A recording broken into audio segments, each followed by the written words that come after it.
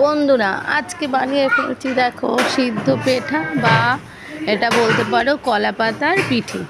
তাল দিয়ে তৈরি। প্রথমে নারকেল টুকরো করে কেটে নিয়ে যেরকম বড়ার আকারে বানাও সেইভাবেই এই যে ব্যাটারটা মেখে নিতে হবে। চালের গুঁড়ো, চিনি, তারপরে একটুখানি সুজি, আর দিতে হবে টুকরো করা নারকেল। এখানে টুকরো নারকেলটা পড়লে খেতে ভালো লাগে বেশি, তাই আমরা টুকরো করে দিই।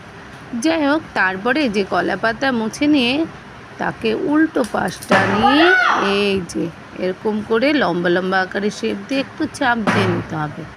চাপ দিয়ে নেওয়া হলে তারপরে আরেক পাট ঘুরিয়ে দেওয়া হবে। এই দেখো, আরেক পাট ঘুরিয়ে দিয়ে আবার আরেকটা দেওয়া হবে। এরকম করে করে তোমার ওই কলা পাতাটা যতটুকুন আছে লম্বা, তার মোটামুটি একটা সাইজ করে নিয়ে তারপরে এটাকে দিতে হবে ভাপাতে। ভাপাতে দিতে হলে কি করতে হবে, মোমোর ক্যান বা হাঁড়ির মধ্যেও দিতে পারো। এই যে আমরা সিদ্ধতে বসিয়ে দিয়েছি, এখন উঠিয়ে দেখব, দেখি ও বা দারুণ দেখতে, বাহ! এই দেখো, এই যে উঠে গেলে দেখছো, তার মানে আমাদের পিঠেটা হয়ে গেছে। এটা খেতেও দুর্দান্ত, খেয়ে দেখ।